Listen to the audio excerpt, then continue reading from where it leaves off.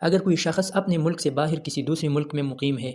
مثلاً ایک شخص پاکستان کا ہے یا انڈیا کا ہے یا بنگلہ دیش کا ہے، وہ سعودی عرب میں مقیم ہے، تو کیا وہ اپنے ملک کے حساب سے صدقہ فطر ادا کرے گا، یا جہاں پر مقیم ہے سعودی عرب میں تو وہاں کے اعتبار سے صدقہ فطر ادا کرے گا؟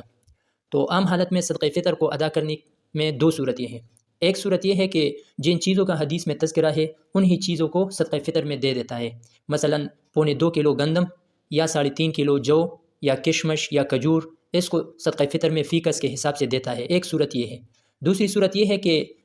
انہی چیزوں کے مقدار کے برابر قیمت صدقہ فطر میں دے دیتا ہے، 2.25 کلو گندم کا قیمت یا 3.5 کلو کشمش جو یا کھجور کی قیمت کے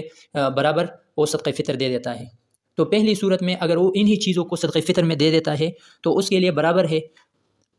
وہ اگر سعودی عرب کے حساب سے دے دے یا اپنے ملک کے حساب سے دے دے تو 2.25 کلو گندم دے گا یا 3.5 کلو کشمش جو یا کھجور دے گا۔ دونوں صورتوں میں برابر ہے، چاہے وہ پاکستان میں دے دے، اپنے ملک میں دے دے، یا جہاں پر مقیم ہے وہاں پہ دے دے، تو دونوں صورتوں میں اس کے لیے برابر ہے۔ لیکن اگر وہ انہی چیزوں کے برابر کی قیمت صدقہ فطر میں دے دیتا ہے تو پھر اس میں یہ ہے کہ جہاں پر وہ مقیم ہے وہاں کا اعتبار ہوگا، وہاں پر جو قیمت چلتی ہے بازار میں اسی کے برابر وہ صدقہ فطر فی کس کے حساب سے دے گا۔ اس پر لازم ہے کہ اپنا صدقہ فطر اور اپنے جو نابالغ بچے ہیں اس کے، تو اس کا بھی صدقہ فطر جہاں پر مقیم ہے وہ بندہ بیرون میں تو اسی کے حساب سے دے گا۔ اگر اپنے ملک میں ایک قیمت ہے انہی چیزوں کے، 2.25 کلو گندم یا 3.5 کلو جو کشمش یا کھجور کی قیمت الگ ہے، اور جہاں پر مقیم ہے وہاں پر قیمت الگ ہے، تو جہاں پر وہ مقیم ہے وہاں کا اعتبار ہوگا، وہاں کے مارکیٹ کا قیمت لگا کے وہ صدقہ فطر ادا کرے گا۔